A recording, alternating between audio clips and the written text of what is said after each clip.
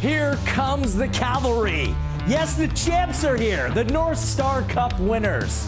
From 2024, back in the Concacaf Champions Cup, back-to-back years, they take on Mexican giants Pumas tonight in Langford, British Columbia. A home away from home for the time being, but a familiar place, as this is where they started their Concacaf Champions Cup journey in 2024 as well. Welcome inside our temporary One Soccer studio. Gareth Wheeler, Jordan Wilson, and Christian Jack has thawed out from last night in Hamilton, Ontario. And we turn our attention tonight to the West Coast, where Cavalry enter the Concacaf Champions Cup with maybe a different feel this time around. As we take a look at the bracket, this competition featuring 27 of the top sides in Concacaf football. Cavalry right there in the bottom left-hand corner. They're actually the same side of the bracket as both Forge, who we saw last night lose to Monterrey 2-0, and the Vancouver Whitecaps. Alajuelense of Costa Rica awaits the winner of this tie. First leg tonight, second leg tomorrow night down in Mexico City. Obviously, Cavalry were in this tournament last year, KJ. It was their first time. All kinds of learnings come along with that in the process. But perhaps Tommy Wheeldon Jr.'s side, not only having won the North Star Cup, but also with a very similar squad as well, perhaps that familiarity can breed some kind of success here. Yeah, look, it's certainly going to help them in that way with continuity. Look, they have a lot of experience with continuity with the Canadian Premier League, but they don't have a lot of experience in this league, as you mentioned. So I think a lot of those players will benefit from playing the way they did last year. You can't sugarcoat the big loss. Ultimately, arguably their finest player, and maybe their finest player in club history, in Dan Klomp, who's been left, obviously has lost their top centre-back. They haven't really replaced him either. But the rest of it, I think, helps them, the fact that most of them have returned, Jordan. And particularly, they're not playing in Calgary, Alberta. So when you're not playing at home, at least if it's not familiar surroundings, at least it's familiar teammates. You're so right, KJ. Tommy Wheeldon Jr., head coach of Calgary FC, talks about the chemistry within the squad, talks about something that cannot be manufactured. That is something that is just there. It's there with this group, Wheels. They worked hard. You see the scenes here at the North Star Cup that they won, and they worked together. They still can take those good vibes into this match. We just hope that they strike early. That's what stands out to me. This Cavalry side, of course, has been one of the leaders of the Canadian Premier League since day number one, having won 2 regular seasons, 2 Canadian Premier League Shields, but winning a North Star Cup. I think that maybe completely changes the mentality and what that group looks like going forward, maybe even a little bit more confident going forward into this tie here tonight. Yeah, I think they should be. I think last year they had a little bit of jitters. That is expected. But tonight you're expecting a result as well. You're seeing this team that has solidified, they've worked. And honestly, those vibes carry over. Just in November at home, they're feeling good. Now it's February, they're starting a new season where there's expectation, KJ. You have to expect, or you have to anticipate that there's something there for them for the taking. Teams that win always find ways to keep being remotivated. And this is another way. Yeah, they've won domestic honours the last 2 years. This is something else, just like the Canadian Championship, just like winning a double, that will continue to fuel them. They lost 6-1 to Orlando City on aggregate last year, but playing a Mexican team is maybe a little bit of a different feel and presents different kinds of challenges. What are they, Jordan? I mean, I will say, outside of, we're talking dollars and cents and money, if a team can go and hurt you when you make a fraction of a mistake, you know that you have to be your best self. This is that test for Cavalry FC tonight, is that they have to be their best self, but they're not in mid-season form. First game of the year, cold, you're not playing at home. There's a bunch of excuses or reasons why they might not take it to Pumas today, but they can't use those, KJ. Yeah, look, we're in the business of, analyzing outcomes. And of course, we're going to talk, are they going to win? Are they going to lose? Are they going to win over 2 legs and beat teams like this? But what else is being built in front of our eyes here is a culture, not just a culture within Canadian soccer, but a culture within their club. And it feels right that they've got a Mexican team. Yeah. They had Orlando last year, no disrespect, but that was a nice start. It's like a little appetizer. But CONCACAF football is about Mexico. Yeah. It's about playing those giants. And I said this to Tommy after the final in November. I hope and truly hope you get a Mexican team. And they won't feel it really until next week. We've all been down there. Mexican football, it's everywhere. The Cavalry will be a trending team in Mexico. They'll be on 5 or 6 different national networks. They'll be talked about across that football-mad country, and that's when you'll really feel it as a player in that club. They're an ambitious club, Cavalry. They want to be playing games like this on a regular basis. One other thing to keep in mind, yes, you said game number 1 of the season. Cavalry typically being slower starters into their seasons. They finished strong. They're 6-2-0 to finish the year last year. 3 changes from the side that beat Forge 2-1 in Calgary, Alberta to win the North Star Cup last year. Look at the right side of defense. Eric Kobza replaces Dan Klomp at the back, and Nicholas Balling, typically a wide attacking player, is going to slot in at right back, and Charlie Trafford comes in for Diego Gutierrez. Not quite good to go. Tobias Warshevsky was a revelation at the end of last season, scored 7 goals in his final 7 games, and he leads the line for Cavalry here tonight. For more on the starting 11, here is their manager, Tommy Wheeldon Jr. Tommy, another opportunity your club has earned to compete against some of the best teams in this region. What's the message to the group in this week in the build-up to this one? Listen, we have to enjoy these moments. We want to win in the regular season so that we have the opportunity to come and play in the region's biggest tournament, and now to play against a storied team like the Pumas is just another great showing within only 6 years of age. You said in your press conference yesterday one team is 5 games into their season. You were obviously 5 weeks into your preseason. How much does that play into your approach tonight? Of course, it's a challenge, right? We're not in mid-season form, we're not in the end of the season form, so we've got to find a way to make this tie competitive, because it is a 180-minute fixture. We're playing against a team that's very defensively strong. We've seen a lot of their game film. I guess one of the advantages is they haven't seen any of ours from this season, so what can we do that they won't expect, and how can we carry it through the full 90 for this leg? Will there be differences that we'll see maybe from last season's team going into a new year here? Yeah, I'd like to think so, especially for this competition. You have to play the game in front of you. And I think with here now, we give the utmost of respect to Gustavo Lima and his team. They're in good form going into this game. And we know from last year that we've got to make sure that we make this a full tie. We can't leave here with just nothing to play for in the second leg. Thank you, Tommy, but all the best tonight. Thank you. Done? Good. All right, KJ, we were expecting 10 of the 11 to start the final. We expected them to start tonight. That obviously isn't the case. Little bit of a surprise with right back Fraser Aird not in the starting 11. No team attacked more on the right-hand side last season than Cavalry. And midfielder Diego Gutierrez also on the bench here tonight. How do we read this? What's the scenario here? Yeah, I spoke to Tommy Wheeldon Jr. about this. Gutierrez, he thinks can go maybe about 25 minutes. Has a little bit of a calf injury.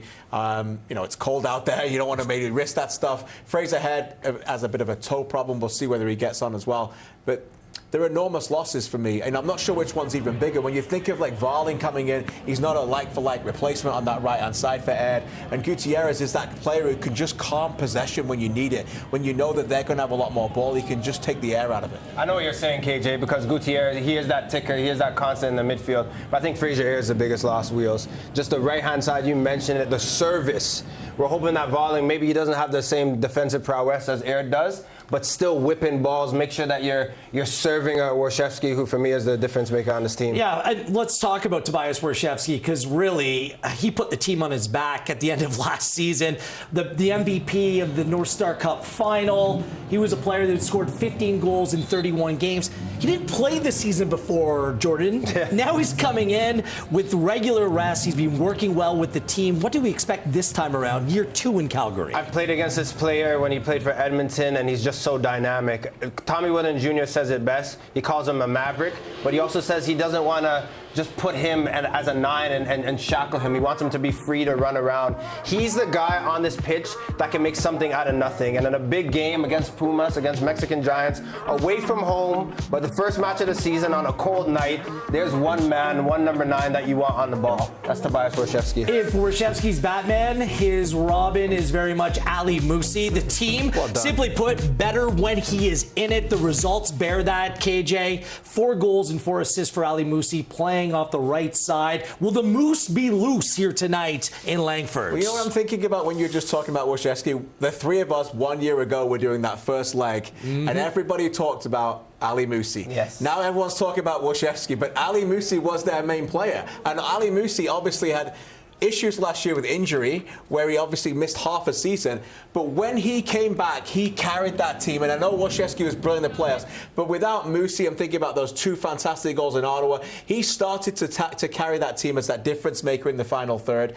And it's great to see him back fit and healthy. And that's a player, if you're Pumas, you know and you've scouted, without Ed, when he cuts off on that right-hand side, particularly against that back three, he's going to look to get shots, and that's what Cavalry will look to do tonight. I will say there's more balance with Jay Herdman down the left, Camargo. Like, that front four really came into their own at the end of the last season. We'll see if they can pick up where they left off.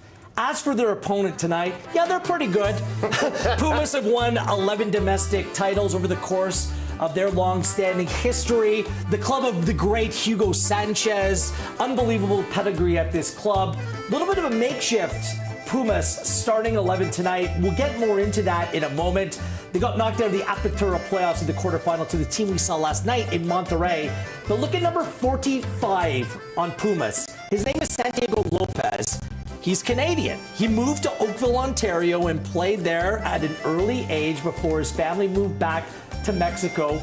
He played for Canada, the under-20s last year, scored 6 goals in 9 appearances for the under-20s, and was part of the Canada team for the Panama window, where they played Panama last fall as well. He's 19 years of age, Jordan, and this Canadian is now making his full debut, his first full start for Pumas here tonight against a Canadian club. Wheels, the biggest thing that sticks out to me about this 19-year-old and this story, shout out to Oakville Soccer Club where he played, but the fact that he was talking about KJ going against, when he's going into camp for U20s, that, some teammates he had for the national team play in the CPL, but he's never been West Coast to go play in a Concacaf Champions Cup game. Look how far we've come in such a short little time. And this is beautiful to see, and I'm delighted for the young man tonight. Yeah, in that interview with Mitchell Tierney of One Soccer as well, he was talking about the first time that he actually went to BMO Field to watch Santos Laguna in this competition, and now he gets to make his first start for the club as well. Ironically, here we are in Canada as well. We never would have imagined. But, that's the story. Once the ball is kicked, this is a player. It's a player that Jesse Marsh will be waking up in Europe this morning, wanting to watch this game to see where he's at, and a player that's very much on Canada's radar. The opportunity is coming because Pumas have left some players back home. Still some very good players in the 11, but what are we looking at there, KJ? Yeah, unlike what we saw last night with Monterrey, who brought pretty much their strongest 11. There's quite a lot of their players aren't there. Maguian, the captain, Duarte's not there. Carrasquillo, the Concacaf champions, the Concacaf player of the year, is not there either. Martinez is not playing up front. So there's a number of players that they've left behind. But this, more than anything, is a team that wants this competition. This is their first game since they collapsed against Seattle in the 2022 final. They should have won that. They haven't won it since 1989. And they also have got that little path to Monterrey, who just beat them recently in the Apertura as well, and they want to get revenge. So this is a team that wants...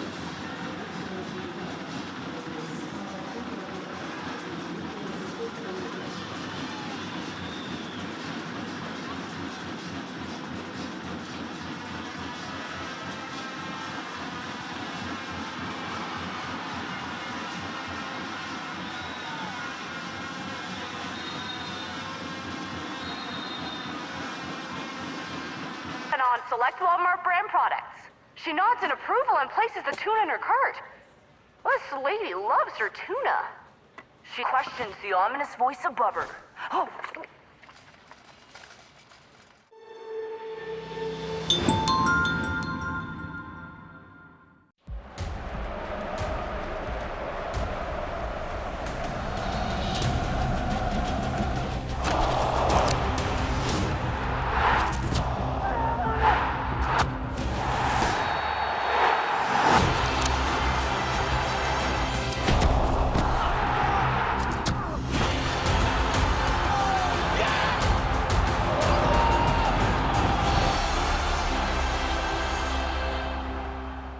This isn't your first time flying to show support for your team, but it is the first time you use the wrong kind of paint. It says here you could try mayonnaise. WestJet, where your story takes off.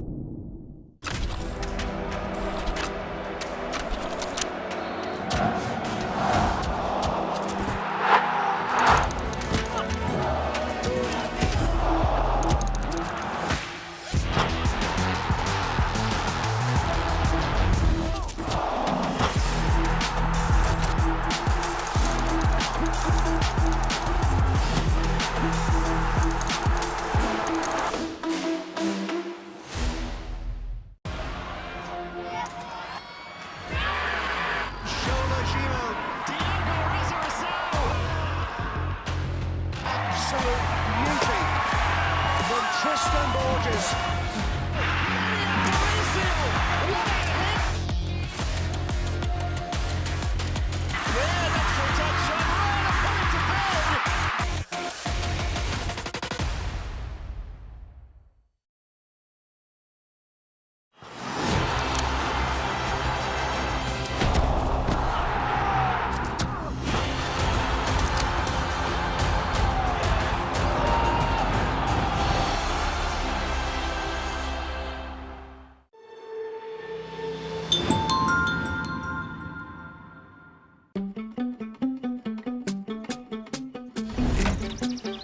From nutritious feed to 7 times omega, enjoy the goodness of Nature Egg Omega Plus eggs.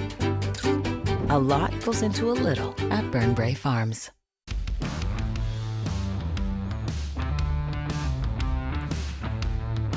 Cavalry and Pumas in the Concacaf Champions Cup coming your way at the top of the clock.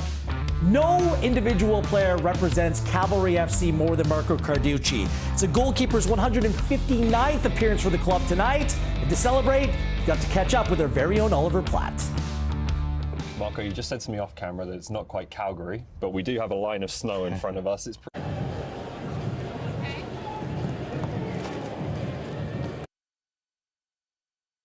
Marco, you just said to me off camera that it's not quite Calgary, but we do have a line of snow in front of us. It's pretty cold here. Is this the kind of conditions you wanted for this game? Yeah, listen, it's something we'll try to use to our advantage. Obviously, it's not comfortable to play in the cold. We'll certainly be much more used to it. So, yeah, we'll take it.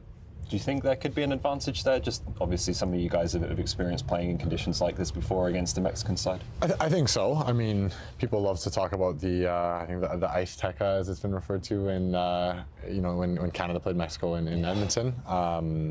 For us, you were certainly more used to it. The reality is no one wants to play in the cold in any case, but we've learned from last year that the small details, the little advantages you can take are keys in these types of games. So, for us, we certainly will be more accustomed to the weather, and it'll play a part. I wanted to ask you about the learnings from last year against Orlando City.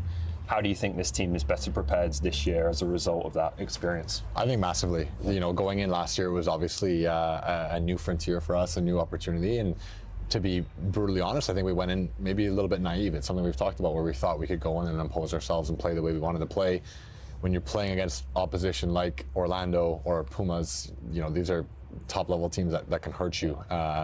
We've learned from those moments, and now we know it's 2 legs, so it's not going to be won or lost here in Victoria, but it's about getting the little things we can out of it, going in and getting the results so that we can go down and be competitive. But we've learned a lot. We've been able to keep a bunch of the team, and those will all be big advantages for us going into this one. How has the group felt through preseason up until this point? So you've got 20 players coming back. It's a very consistent group, and maybe just Toby's had a year under his belt. I think Ali had some injury problems this time last year. Feels a bit more settled as well. For sure. For the first time, I've been at the club since day one, and I think for the first time we went in going, you don't need that. As with any team, there's that element of getting guys onboarded and up to speed and to understand the system and how we want to play, and even things like the culture on the club.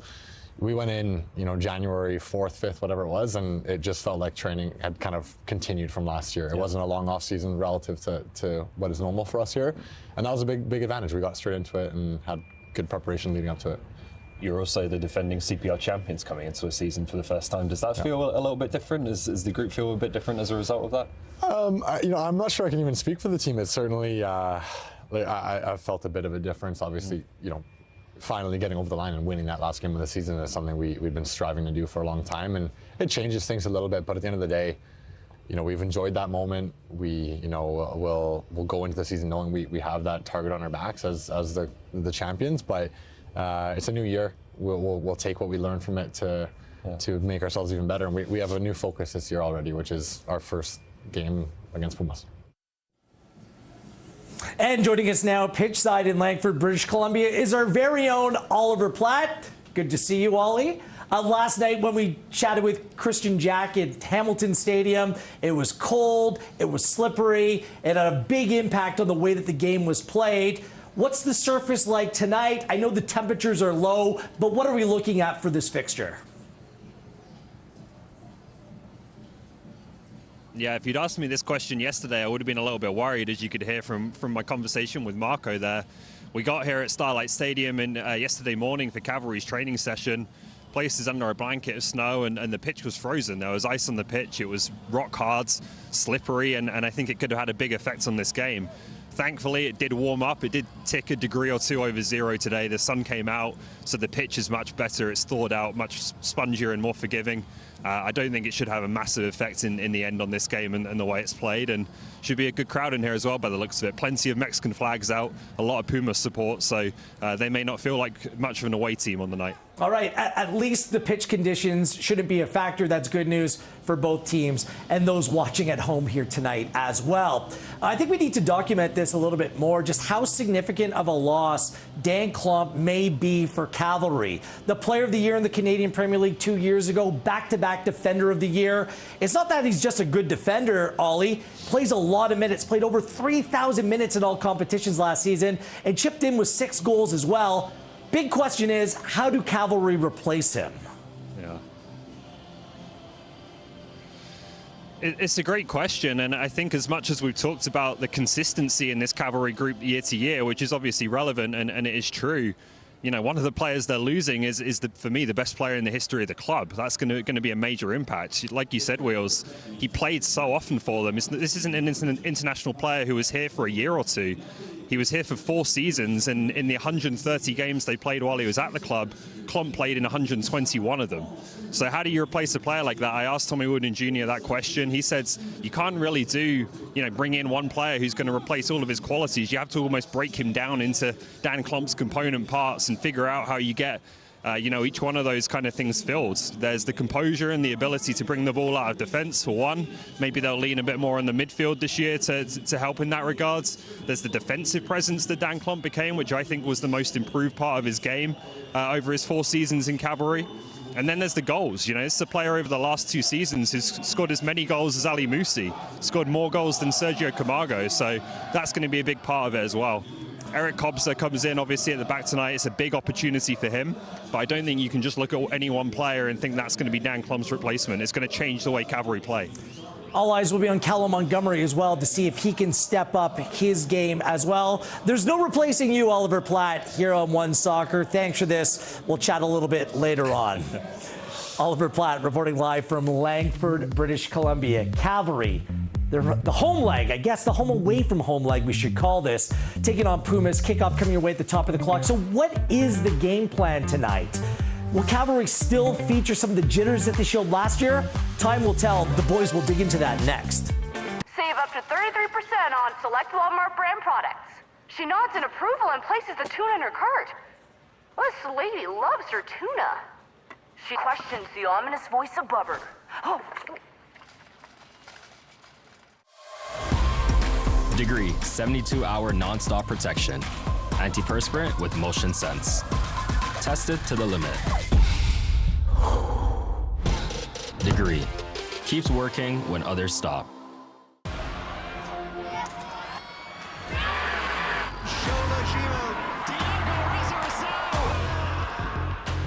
Absolute beauty from Tristan Borges.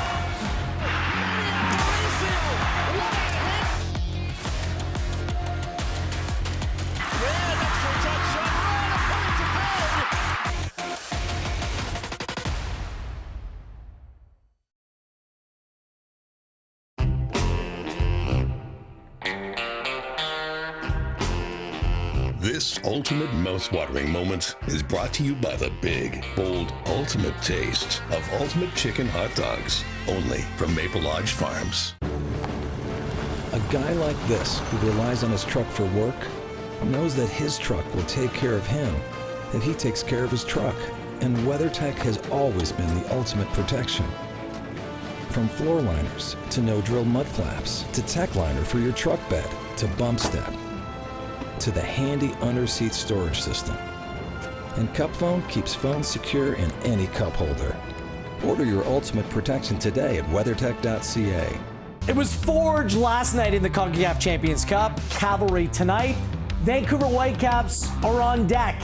February 20th, their first leg at Saprissa. Then the return leg, February 27th. The first look at the Canadian champions will be next week.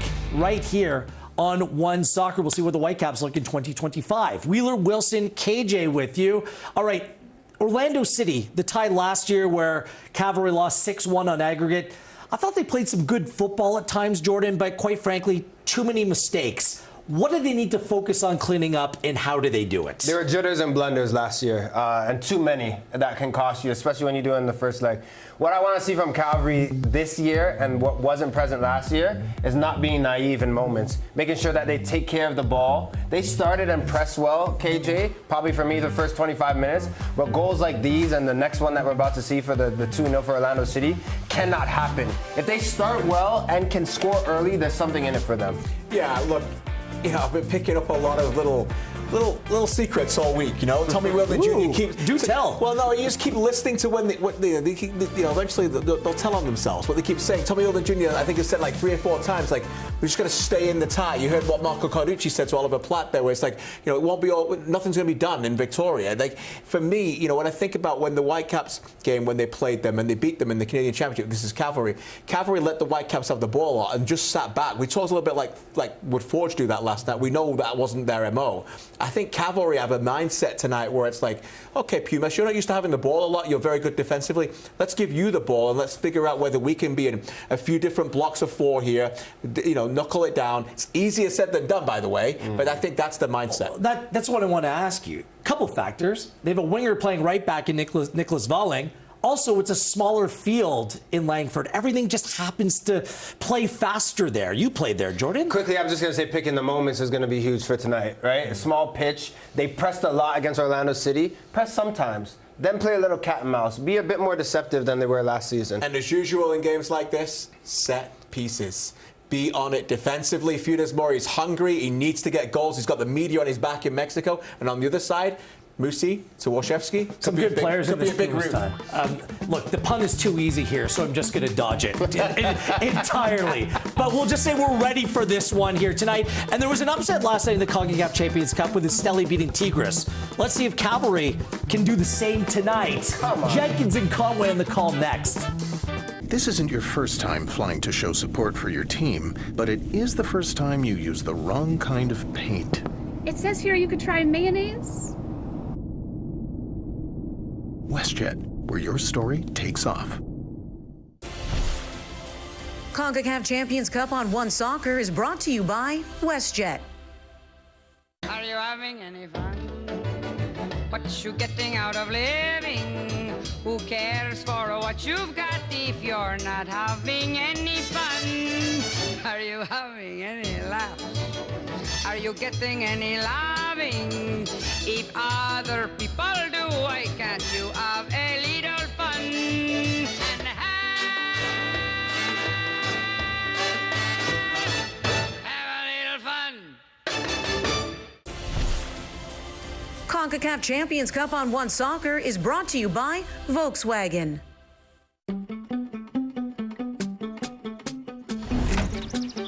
From nutritious feed to 7 times omega.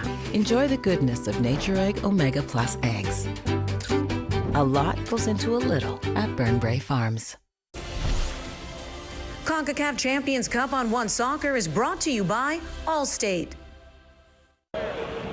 The Canadian Premier League champions make a consecutive return to Concacaf Champions Cup at their temporary home away from home. As we say good evening from Starlight Stadium in Langford, BC. This is round 1 of this Confederation's elite club competition. And for Cavalry, after a 2024 season in which they achieved so many historic firsts as a club, they're looking for another, and that is in the vein of an historic upset over one of the Cuatro Grandes of Liga MX Mexican football. It is Club Universidad Nacional. We know them as Pumas. This region knows them as an elite foe. It's never an ideal situation to not be able to play at your home ground, but just by looking at the forecast and the cold snap that Southern Alberta has experienced these past 7 days or so, the decision was made correctly to return to southern Vancouver Island. Though that's not to say it's balmy or particularly that much warmer. It's 0 degrees, it feels like -4, and the supporters, whether from Calgary or those who made the pilgrimage from Mexico City to watch their club, will be hoping that loud cheers, a few beverages, and some action on the pitch will help keep them nice and warm. It is Adam Jenkins and an MLS Cup and Canadian champion John Conway in the booth. As we see the players now, John, make their way through the tunnel, we can ask the simple question. Cavalry the champs. This is their second year around. We've heard from a lot of the players about naivety last year. What has to be different tonight for Cavalry to have a chance heading back to Mexico City to advance to the next round? Well, this team is full of experience, and they got to rely on that experience and the experiences they had as a group and that chemistry they built over the last 18, 24 months and the successes that they've had.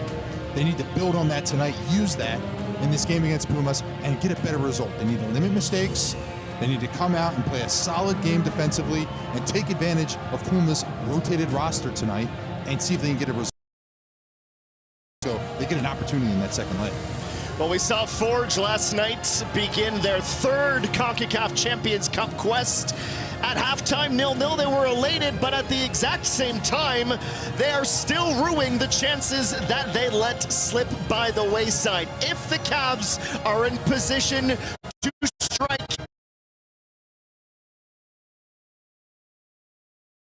Cavalry DNA, free-flowing football, they want to control possession, go on and attack.